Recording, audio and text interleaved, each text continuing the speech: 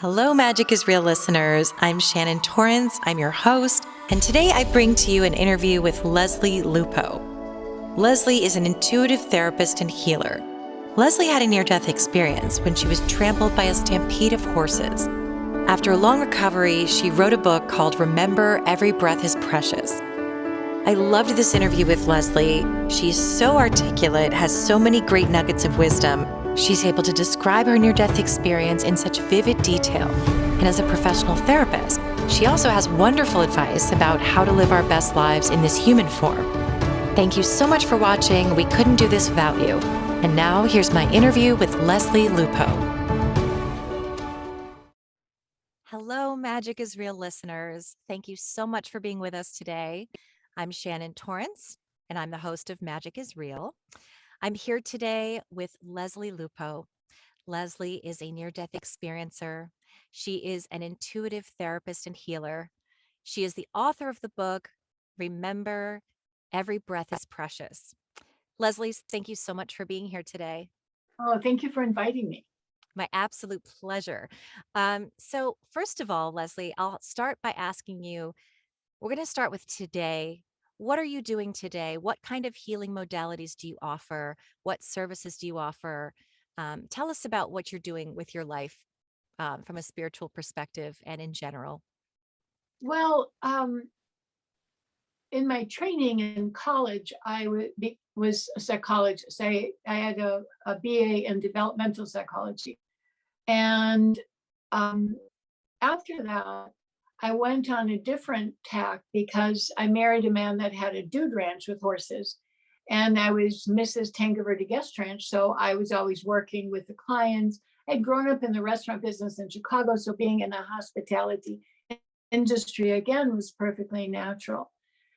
But then I had the incident of the near death experience, and it kind of flipped everything. So I went back into trying to find a spiritual path because at the time it happened, I was, borderline atheist, at least an agnostic, had no interest in it, didn't believe in it, nothing other than the material. And I had to redo my whole life and find my light within and kind of build my own spiritual path. At that point, I went back into the healing modality with being able to see the energy fields around people and working in a psychological and spiritual way to integrate the science and the spirit in every single person. And I've been doing that. I've been 25 years at Canyon Ranch, working in their metaphysical department, and have countless clients all over the world that I've been able to take exercises from a relationship workshop that I also evolved. A lot of the things that are in my workshop are lessons that I learned on how to detach, for example, from the roles that we play, how not to get caught up, how to include myself in my decisions rather than living selflessly to a fault. And a bigger understanding of the trajectory that humanity is on for the last several thousand years, and really seeing the positive side and seeing all the love around. So many aspects happened, from this kind of shakeup that I got on reality, So it makes, I think, a really comprehensive healing modality because I can work with each person individually and look at certain things like their past lives or certain things that factor into today and help them, give them the tools to dismantle it. It's Mm-hmm. it's such a rewarding, I love it. It's like it's the most healing, happy thing when someone writes me a letter and says, I fixed it, and it just makes you, it just touches your heart. Yeah, that is such a gift to be able to be of service in that way.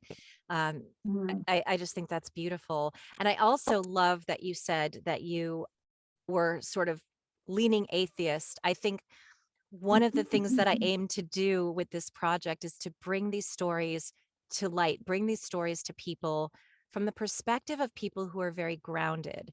And I think I always trust people more who have a healthy dose of skepticism. Um, when sometimes it's difficult because a lot of people who have had near death experiences, spiritual experiences, sometimes can get a little bit they're they're sort of in a different dimension, and so often the language that they use isn't accessible to the layperson. So to the layperson it might sound woo woo crazy, and they're going to turn it Mm, off because they're not going to understand it, and they're like, I don't know what this person is talking about, this is crazy. But I think that coming from people who, especially people who are very grounded and can say, look, I was just like you, I'm just like anybody else, but I had this mystical, magical, true experience. I think it really helps get the message out there to people who may be on the fence about their own beliefs. So I appreciate that. right, And right. with that in mind, I'd love to go back to tell us about what your life was like before your near-death experience, even as far as childhood, if you're comfortable sharing what your Oh, sure. what your previous attitudes were towards spirituality, and just basically what your life looked like. Okay, so when I was very young, I could see other beings there. I thought they were people until I realized no one else could see them. And that was a little disconcerting as a child. So I learned to keep that to myself because I either got teased or people were frightened by it. And that was fine, you know.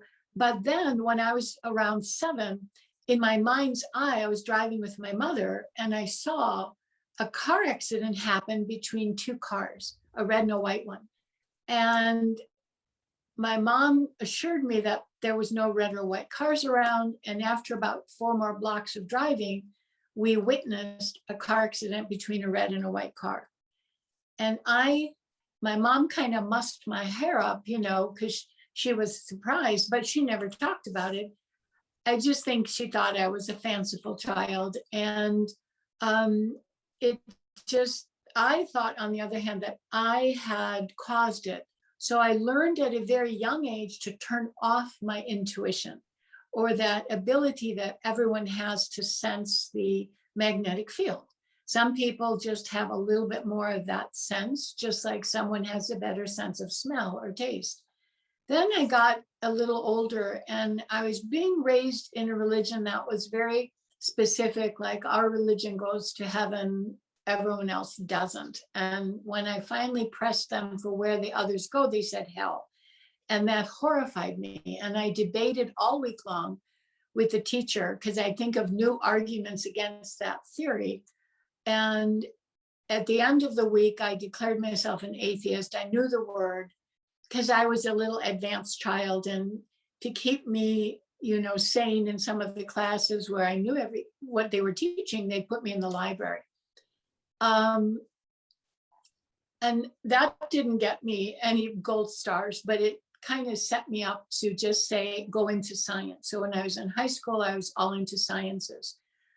I went to college in Albuquerque and I kept bumping into people, a medicine woman here, a high priestess in Wicca there, a medicine man or a shaman.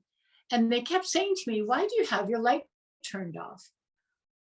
And they began to teach me how to access my intuition again and how to have that inner connection to the divine be open.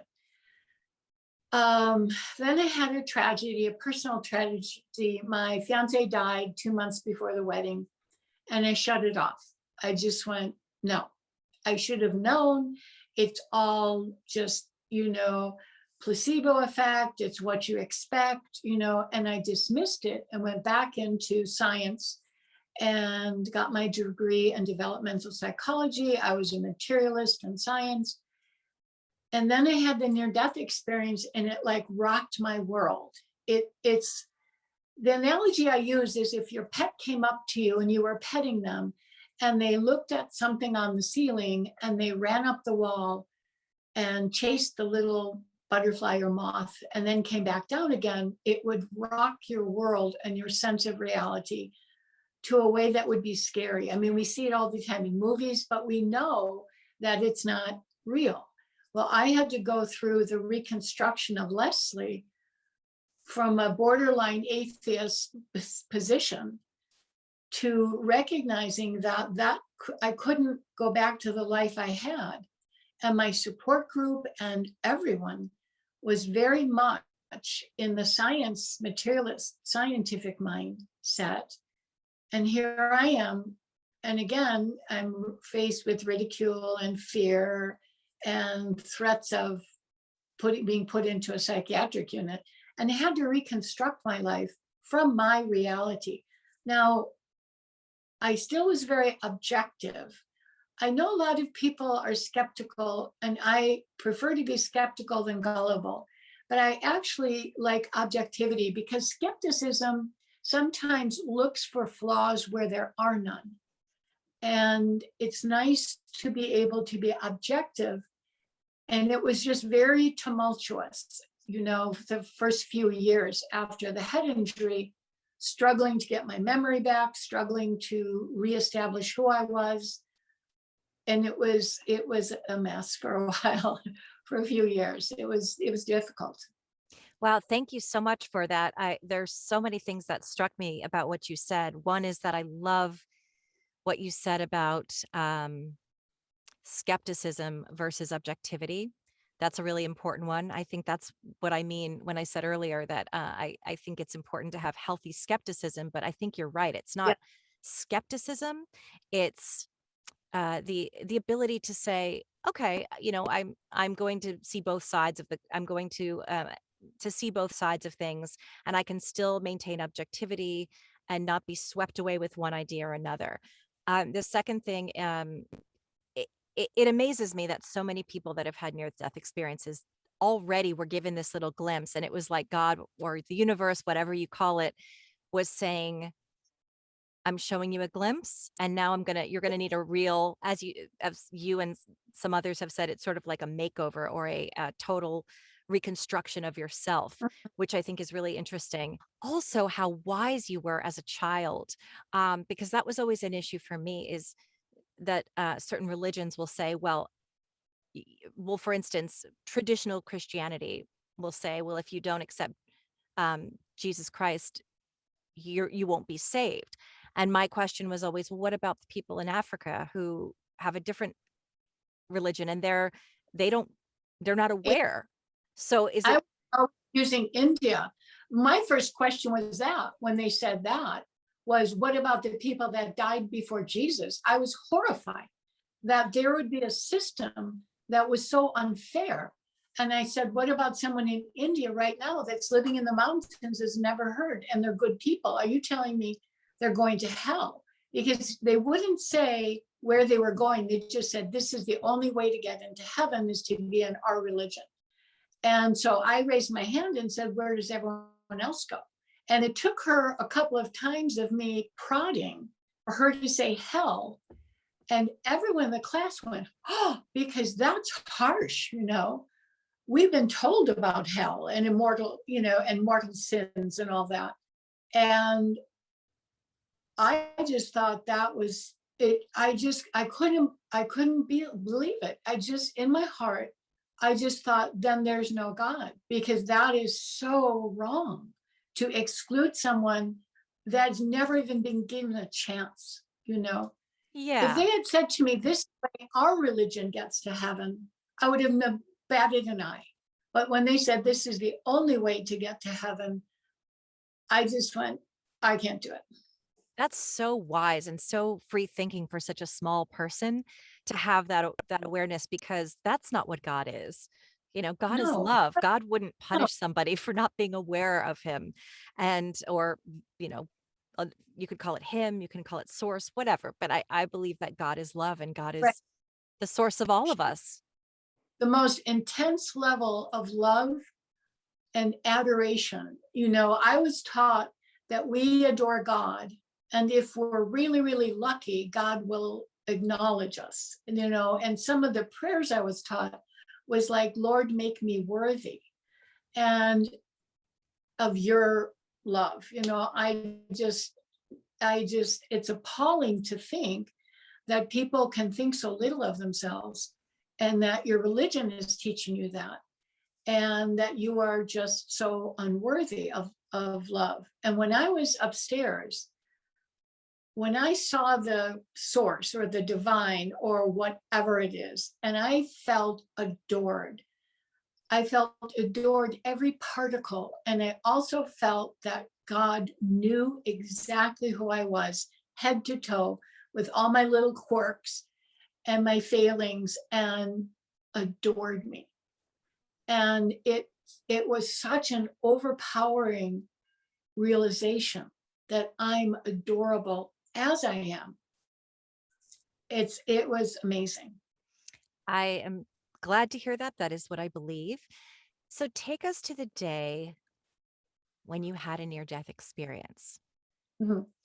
Well, it started out like any other. My ex-husband owns a dude ranch, and I was working there, and I had grown up in the hospitality industry, so I had a lot of fun. I love horses, and it was a 7-day-a-week job from breakfast to dinner, and I loved that too. We had really lovely clientele that came back, the same people year after year. And one day we had a cowboy come in, and he was a little out of sorts, so we had to send him home. So I jumped in the wrangling department to help out with giving classes and, helping saddle and get people going. And at the very end, I was helping unsaddle. And we had the slow walking rides come in first, and we were unsaddling. And one of the horses got out and ran down to the hay barn with the saddle on. Another horse followed. So I grabbed a couple bridles and I ran down to get them. And what happened was they were standing right next to each other, chowing down and the hay that had been put out for them. And there was about 80 horses out, and they were all standing side by side.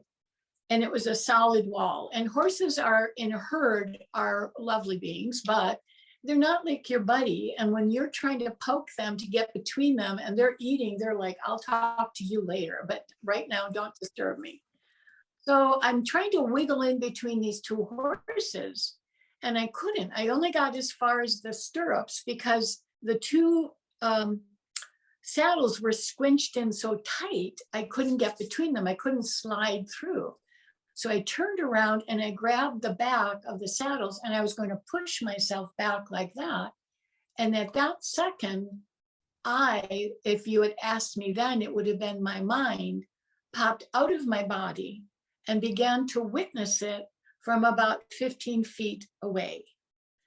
And I was so startled that I was watching myself struggle. I couldn't even say the word what. I was just frozen and astonished. And then all of a sudden, one of the horses kind of gave a little snort, and everyone bolted. And so I got caught in, and I watched it happen almost like slow motion, where because I was turned around, when I spun, my arm went through the stirrup all the way up to my shoulder, and I was struggling and screaming to stay on my feet, screaming for help. All the cowboys were on the other side of the barn. I was screaming for help and struggling not to get caught in the stampede. The horse that I was hooked on started kicking at me and slamming me with his head, and finally crushed me up against the hay barn, at which point I watched myself just collapse. And then after another step by the horse, I kind of was I dropped out of the stirrup. And I watched it all. And the odd thing was, I had the most amazing sense of serenity. I could see the panic and the screaming and the fighting for her. I always think of it as her because it wasn't me anymore. Life. She was fighting for her life. And I didn't feel a thing. I didn't feel nervous. I didn't feel frightened. I didn't feel any pain. I felt like it was almost like taking off a body girdle that's 4 sizes too small. I felt a strong sense of relief. It was like the circle's complete. this is the way you get rid of the body kind of thing. But I wasn't conscious of that. I just felt serenity and this amazing sense of completion. And as I looked at my body, I knew I was dead. I was not unconscious. I was not having a dream. I knew that I was dead. And I was amazed at how all of my senses were heightened. My sense of smell, my sense of hearing. I could see, in my peripheral vision had expanded to almost, completely around me. And it was all in perfect focus. It was, I felt light. And the first thing I thought was, oh my gosh, this is it. This is what everyone's so afraid of. I'm still here. I'm still thinking. That's the first thoughts I had. And then I thought, ooh, am I a ghost? And I looked down and I'm not. I wasn't see-through like a ghost. I had my clothes on that I was wearing, only I could see this little kind of blue light around me. And I felt like all my cells had separated and I was just lighter, And then the last two rides came in that we were waiting for to unsaddle. And I was so nostalgic. I thought, oh, I know what they're going to do. They're going to come through the gate. Then the last guy will get down and he'll go and he'll padlock the gate so that no one steals our horses, because, they do that sometimes. And so they came up and saw me and they raced over. And at this point, I'm kind of fading and everything is fading around me. And it was like almost like a lot of whirling going on. And all of a sudden I'm in a forest, a beautiful, thick oak forest with ferns and water behind me, a river. And I was astonished because as alert and over alert that I was, oversensitive to all my senses, I felt groggy. I felt just like when you first wake up, when you have only had a couple hours of sleep. And again, the first thing I did was, okay, so who am I now? And my skin looked like I was in college again, like 20s, and I had big freckles, which I don't have here. And I was like, okay, what do I look like? Okay, I'm a girl, and I looked at, I'm wearing a dress. I was wearing a really beautiful, like almost like an ultramarine blue dress. And I was so amazed at everything around, the beauty of everything. The colors were so saturated. And it's almost as if everything was lit from within. The first thing I noticed was, again, basic psychology, we have that fight or flight reflex within us that's in our biology to keep us safe. I didn't have that. I didn't feel it. And I felt like that was completely gone from my consciousness. And I was only the love part of the that humans can have such an amazing level of love. And that's all I had. I had only love. And I felt inundated with this very selfless love that was coming from everything I looked at. I was so delighted to see the colors and the flowers, and there were butterflies and little birds. And I was so in awe of everything. And now this is a little hard to explain. First of all, everything is, I can't remember the word. It has like an iridescence to it. So all the colors were not only saturated, but they had that kind of little rainbow aspect to the color. You see it sometimes in ribbons here. You'll have a white ribbon, and then you'll have a white ribbon that has like a little rainbow on it, an iridescence. And then when I moved, it wasn't like walking like this, like taking steps. It was, I'd look at this little river behind me, and it would be like I'm automatically there. So the moving was in steps, more like I'm here, then I'm halfway there, and then I'm there. The way I can remember to describe it is it's almost like when you see those flip charts and you make them go fast and then you see the movement, it was like that. It was like, I'm here, then I'm here, then I'm there. And that's really hard to get across, is the movement. Other thing was, whenever I was talking to someone, it would be mostly telepathic.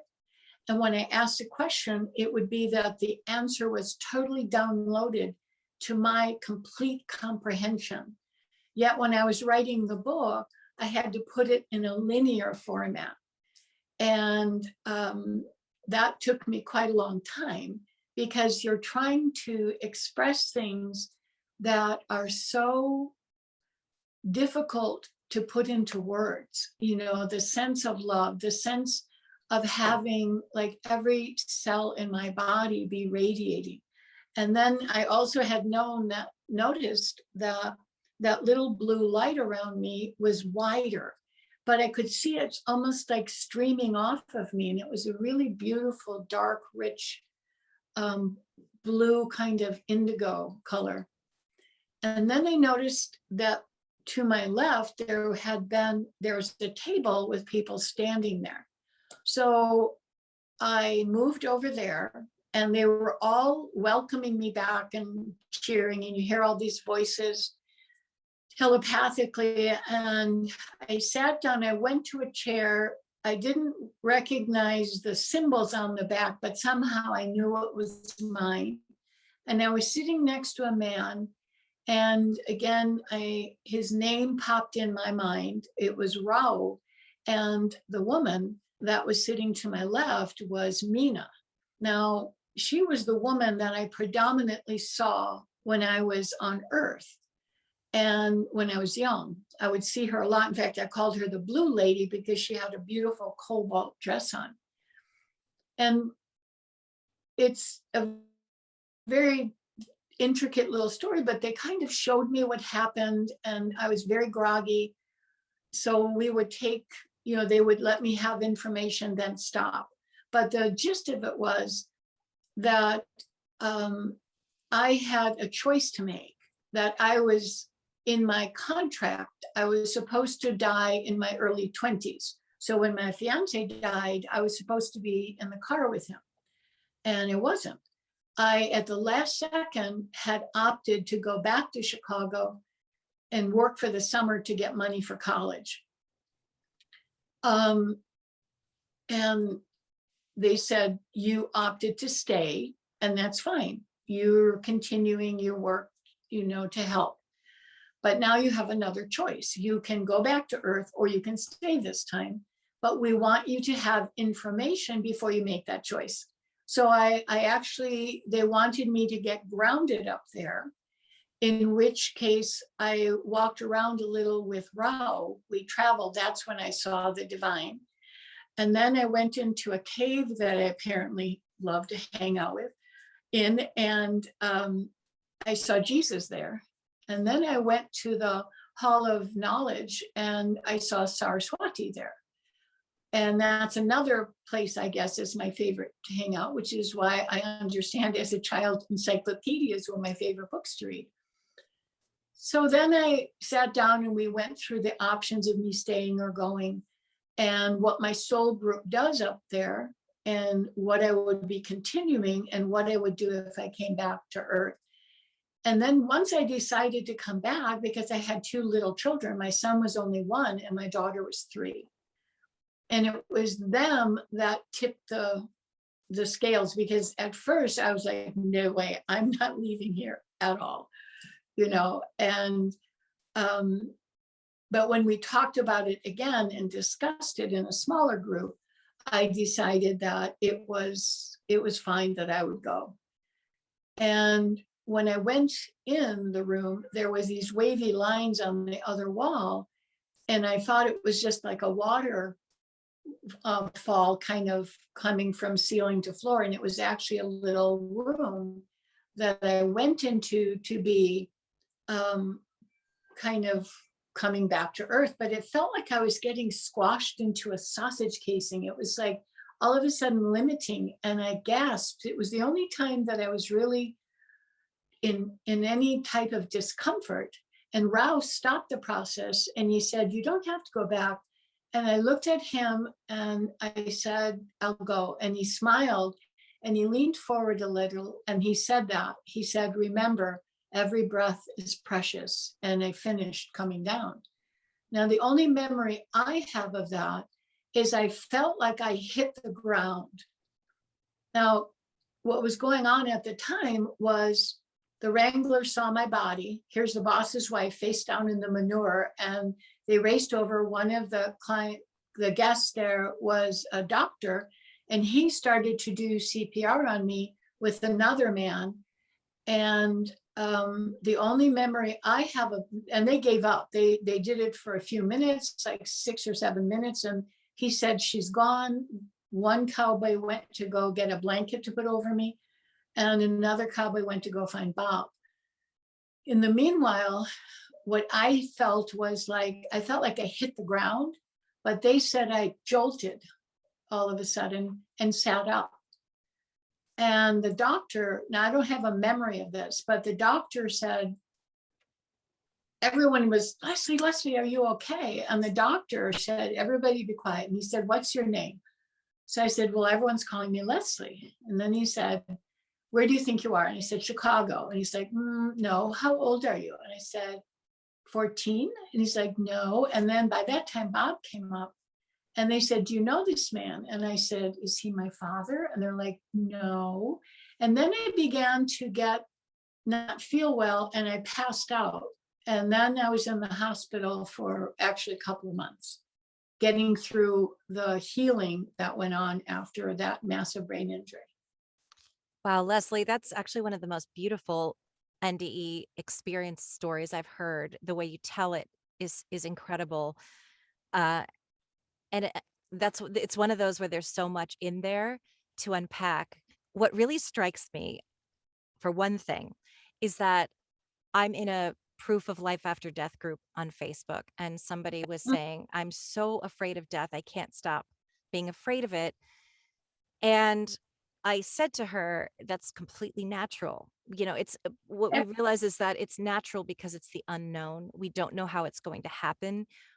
We're more afraid of the moments before. And I said, if you could hear how many people I interview that say death was the most beautiful thing that's ever happened to me, that death isn't the scary part. I said, it's the leading up to. And I said, I can't promise you won't feel pain. But what really strikes me is that you and so many others have said your soul left your body before you felt the impact. Absolutely. If someone was there watching me die, they would have said, oh my gosh, she suffered horribly.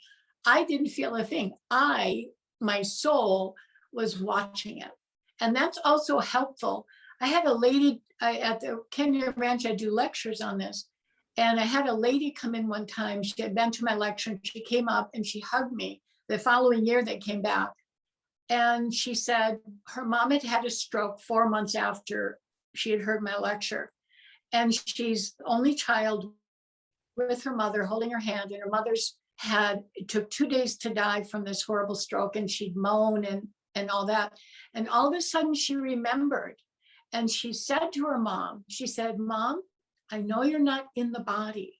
I know you're dancing around like a child. And all of a sudden she felt like her hair like that go on the back of her hair, which her mother always did to her.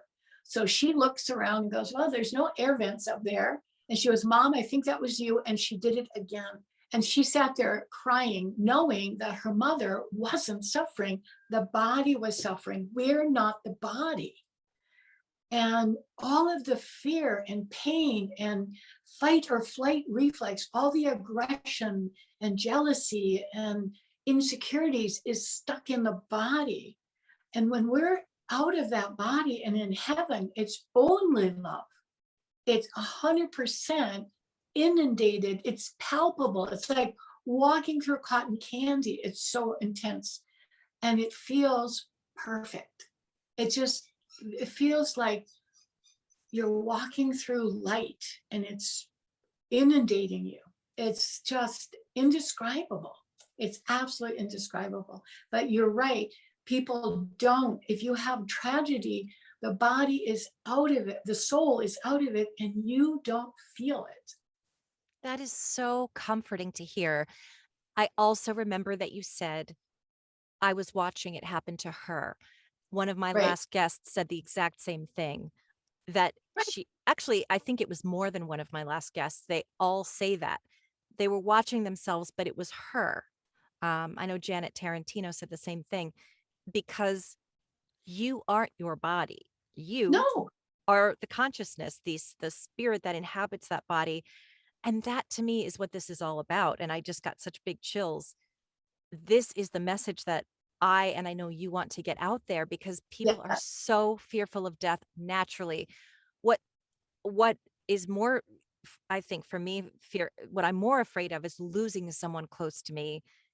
I have lost my fear of death because of people like you. And that's what I hope to continue to do, is to bring hope to people and let them realize that it is sad. It is when it's happening, or it's so hard to let go of your earthly attachments while you're here. You can't imagine, how am I going to let go of my earthly attachments? You have two children, two little children, and you did come back for them. But in that Mhm. moment, it you actually would have been at peace going, because you knew that you weren't losing them. Right. You understood that you're part of them. They are part of you. There's no losing anybody. But to them, Right. it would have been a horrible tragedy and something Oh, that would have affected them for the rest of their lives.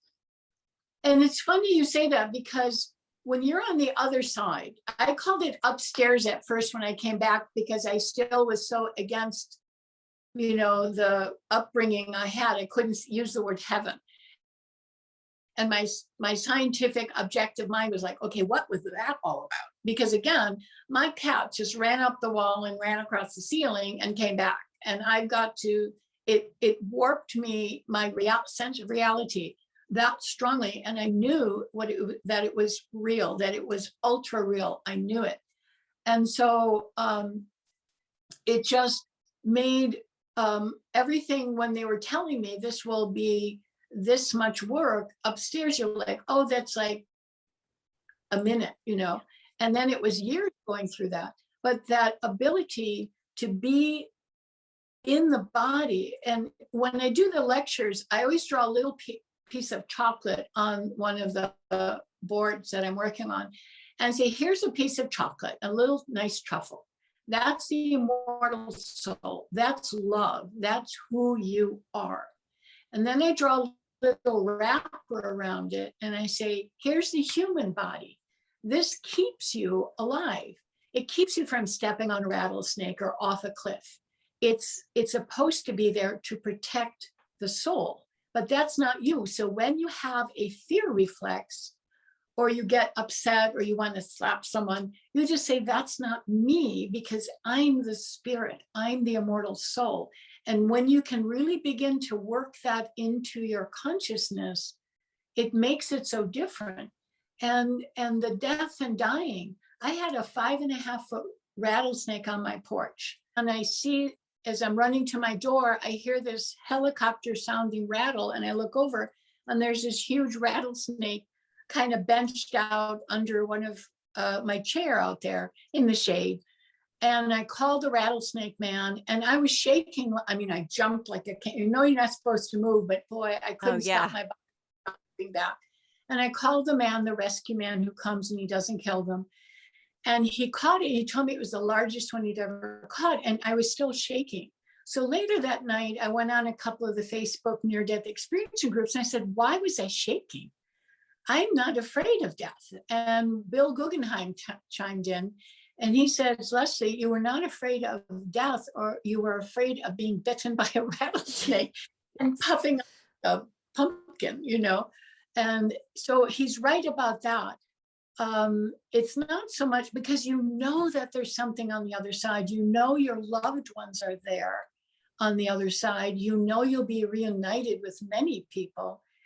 And if you know that, and but our biology wants to keep us here, and that's a good thing, because we have the opportunity for soul growth. We can learn and grow until we die. We can better ourselves constantly. So that's a good thing. But it's nice to know that other people said her when they were witnessing what was going on. They did. They felt that disassociation from the body, which Mm, I find very comforting. And I think it's hard for us to imagine not wanting to be attached to our body. This is ours. This is me. This is yeah, who I am. And it's our ego. And that's perfectly natural. That's our survival instinct. It's true. yes. I told that woman in our group about the one who's afraid of death. I said, it's actually, you're not afraid of the death. You're afraid of the suffering that comes before the death. And of course, I can't promise that that won't be difficult, if like you can't say how it will happen. But I said the one thing I can say is that if it's something quick, your soul will leave your body and you won't have to be there for it. And that's something I know because I've heard it from every single person who's died. And I've heard Mhm. it from excellent mediums who I know to be very legitimate, who've said, your loved one, not to me, but to others, that, I've heard your loved one was in a terrible crash, or, they were, maybe it was something horrible that happened to their body, but they didn't feel that. All they felt was just some impact. My friend Felice, who I interviewed, was hit by a truck. You would think, Oh, oh my God, you're like, oh, how painful. She's like, all I knew was there was just a feeling of an impact. Like she felt some kind of a jolt and she was out. And right. that makes it feel less scary. That makes everything Well, feel a lot less scary. yeah, it was a few seconds before the stampede started. I was pulled out of my body because nothing popped me out, but it's almost like my guardian angel just pulled me out and said, "Oh, you don't want to be here for this." But it was the shift of awareness for someone who didn't believe in it to serenity with the peacefulness that I witnessed. I wasn't scared. I wasn't, oh no, is she going to make it? Oh no, I don't want to go. None of that. I just witnessed it in this beautiful state of acceptance that it was like, that's the end of a circle. That's the end of a cycle. It's like releasing something, that Yeah. was actually impressing me. And now I could, I could be who I really was. It was amazing. That is amazing. Now, how soon after this happened, and I know you were in a long recovery, did you did you start to notice that your abilities were coming back, or did you purposely seek out ways to reconnect with the spiritual side? You're funny when you say purposely. I didn't purposely do anything. First of all, I had really bad amnesia. And the funny thing was, when I first came to and was talking to people, I didn't know who I was. I didn't know where I was. People would tell me, but it wouldn't register. So I had, amnesia, and I wasn't picking anything up. And then after a week or two, I began to remember certain facts, but it would be like someone telling me who I was.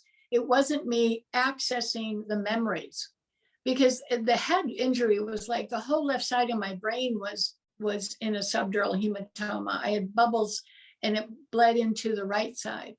So it went all the way down past the brain stem. This is what doctors freak out with when they see my CAT scans, is they're like, this is impossible. In fact, when they first looked at my CAT scan, the doctor told Bob to go home and prepare the family that I wasn't going to make it through the night. We'll make her comfortable. But then I did make it through the night. And then I made it through 4 grand mal seizures, which intensified the injury. And I still came back. So just getting back on my feet took a couple of months. And then I went into a therapy to try to get the brain cognition put together, because I'd look at a camel and I couldn't tell what it was. I'd look at an abacus or a trellis and I couldn't remember what it was. My mom came down with a bunch of pictures from my youth and she'd tell me, but it was like so bizarre because it's like I could recite the facts, but I didn't have the memories. And they told me that would take time. So coincidentally, at the same time, our vet for 120 horses retired. We get a new vet. Well, she's Mystic Meg, and she's very spiritual. And so I'm telling her a little bit about what happened, because I got so tired of everyone yelling at me and the doctor threatening to institutionalize me and fill me up with so many drugs I wouldn't know if it was day or night, that I just shut down again. I didn't talk about it until I met Luann. And then a lady came to give a painting. She had made a beautiful frame out of swallow ribs, and the girl worked for us. Well, at that point she had left, and Dana walks in and she's got this really beautiful, and she says, I'm delivering it for so-and-so. And all of a sudden we just started talking, and I said, do you like to ride? Because they wouldn't let me ride by myself anymore. So she and I started going riding, and here she is, a tarot reader who's again a medicine woman. She's very profound, and she and I are still close friends even today. And she was also the one that really helped me point in a direction of meeting this huge spiritual community here in Tucson. Although a few of them I got thrown out of because they didn't believe that I'd had a near death. They said this was 1988 to 91. Then I'd go to India and I would just sit and veg and just meditate. I really got into that. But it literally took me a few years of rebuilding who I was and what I was. Now in college, I had played with tarot cards, more like Joseph Campbell and Carl Jung had talked about them as, just like a symbol of their subconscious. It wasn't predicting things, and it was more for inner vision and insight. So I went back to doing that and added some other dimensions to it. But it took me years to figure out what my spiritual path was. I had to find that inner connection in my human body that was 110% who I was upstairs. Yeah, that's incredible. It's so interesting. I just think how you started it's your whole trajectory is so interesting to me, how you started out being given the ability to connect, and then you sort of turn it off, and then you have this profound near death experience, and then slowly it's just you keep being pushed back on that path of spirituality, even when people are trying to push you off of it. The universe knows better, source knows better. Yes. There are people who are not going to believe it. There are people who are going to make us doubt ourselves. But you just keep being pushed back in the right direction.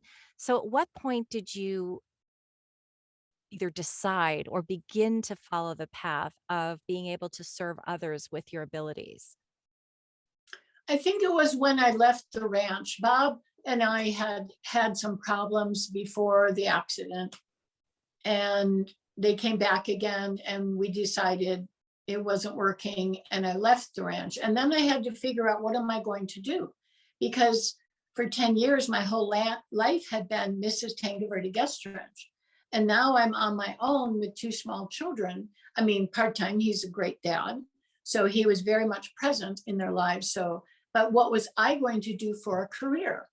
And I first started doing interior design because that's one of the things I had done at the ranch. I'd done all the interior design, the landscape design, and all that. And I met a woman at a SCORE luncheon who was an interior designer, and she brought me on board and helped me get established by myself because I was still a mom for 2 young children.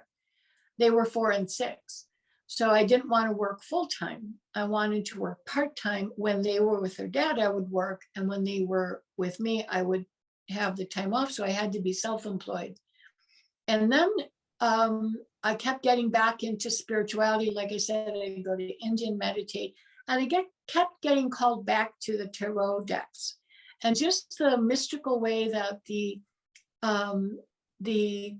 allegorical mind, or the parables that come out of every religion that teach us beautiful lessons about life and happiness, and using it in that way rather than predicting, like on Thursday, you're going to have a car accident, don't leave the house. I mean, that's kind of stuff is in the movies. It's not, we're not like, the future's not carved into stone and I can see it. It's more like we all have free will, but we've our choices have put us in a trajectory. So if I show you the trajectory you're on and give you tools, then you can redo your life.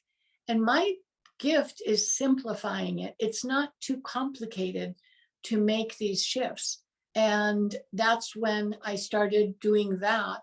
At the same time, I was doing the interior design. And then I had one of my clients in LA who came to Canyon Ranch all the time 25 years ago, said, you know, the tarot card reader's leaving. And at that time, how could you advertise for a tarot card reader? You wouldn't know who you'd get in. But she went in, and she's a big name. So she went in and she said, this woman's amazing. They just like literally across the wash from me. And so I went in, I interviewed, and they hired me. And then it began, the more you do it, the more you flow. And then I was teaching workshops there, and I was doing lectures on learning to love yourself, because that's the key I see is they're either selfless to a fault, or there's very little self-love. And to me, self-love is rooted in humility. Self-love is not arrogance or conceit or vanity or narcissism. That's all a fear-based behavior. Humans all come from love or fear. So we got the chocolate and we have the wrapper. And so recognizing this part of me that wants to, you know, get angry, which doesn't help anything, is reacting from fear. What does my love want to do? So those kind of taking a pause and being a lot more self-aware, we can nip so many things in the bud. And then just from that point on, our life just kind of turns into a series of mini miracles, because the miracles are all around us. It's just when we're fearful, it's like we're crunched on like this, we can't see it. And I think that, I hate the one that people say, oh, you never get a second chance. I think God gives us a gazillion chances. And so just try it again, just try it again.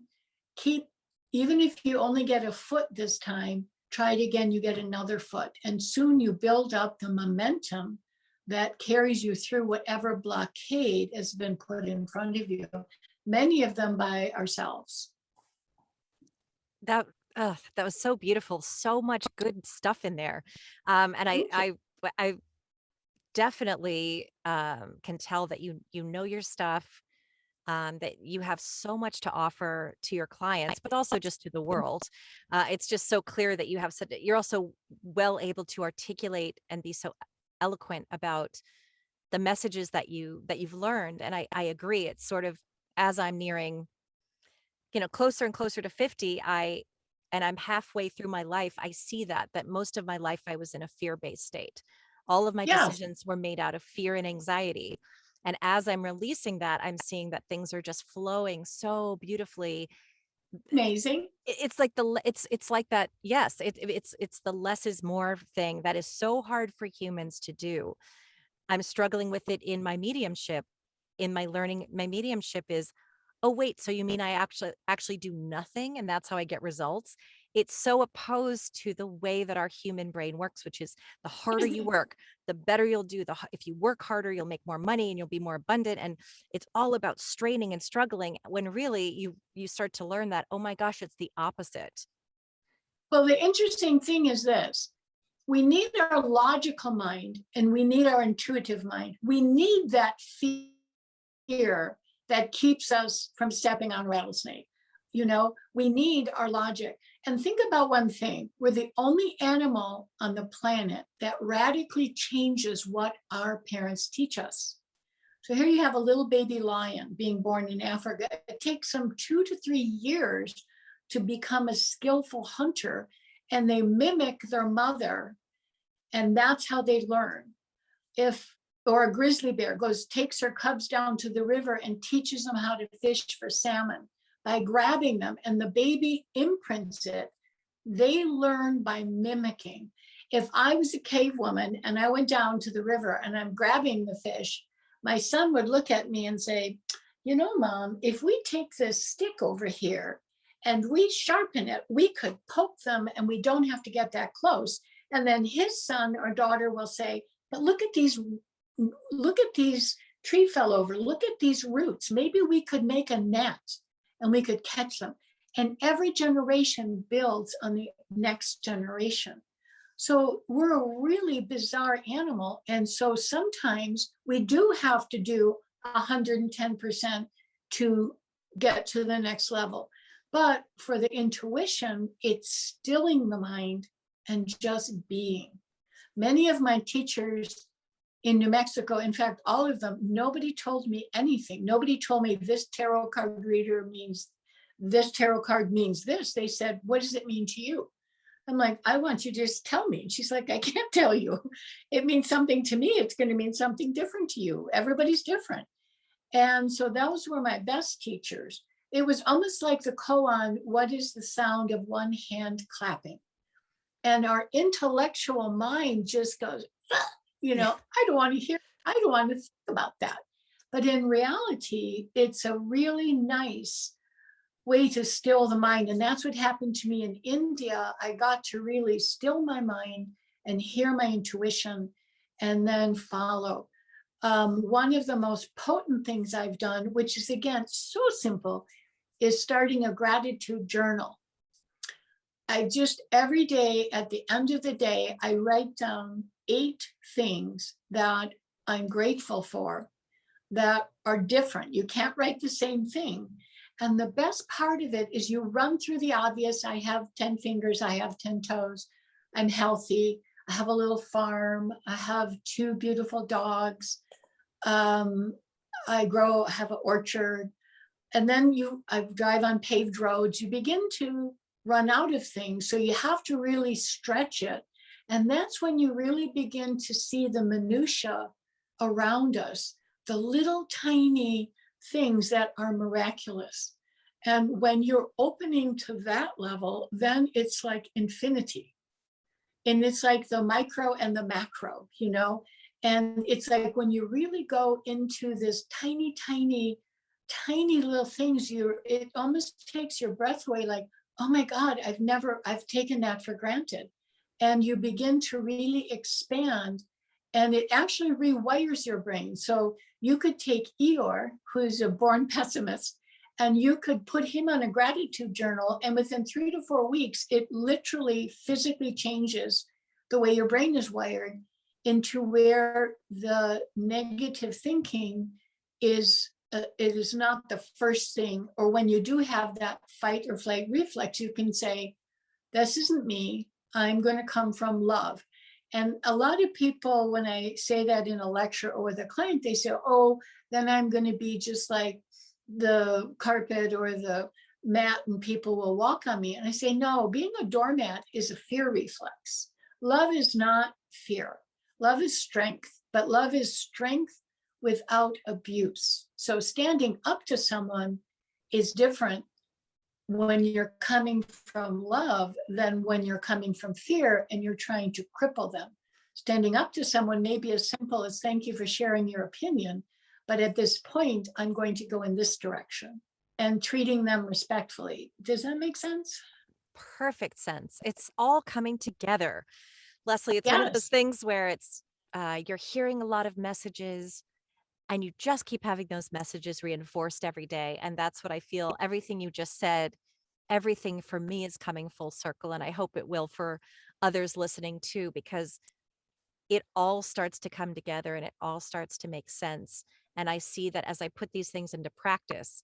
Thank you for reminding me to get back to my gratitude journal. Oh, Um, as I put these things into practice, my life gets easier no matter what's happening, despite COVID, despite the fact that I'm a voice actor. And 2 years ago, I developed a vocal disorder, and it's been a really tough journey. And so there have been financial hardships. There have been struggles of what am I going to do next? There's been COVID. I have actually never felt more peaceful in my life. I feel like mhm. everything's exactly where it needs to be. There's a reason for it. And it's really about just remembering in all things that I am a soul. I'm a human and I need to be here and not lose myself in the spiritual. I'm here for a reason.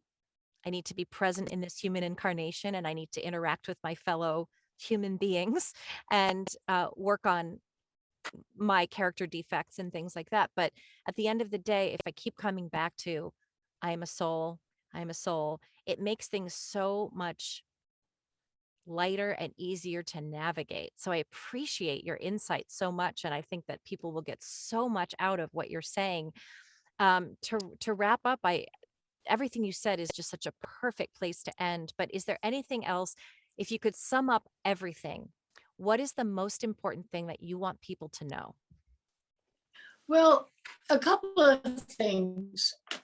The first of all, I love the philosophy in reincarnation, and that's how I base my belief. Whether it's real or not, who knows? There are always more mature people and immature people in the planet. But looking at it from the point of view of reincarnation, if you look at the world, one of the most important things they said to me was that the world is a one-room schoolroom. So let's say you go to a lecture at night, and when we can do that again, there's 100 people there to hear about the architecture of Nepal. How did they build those big buildings up on top of and temples up on the mountains? There's 100 people in the room.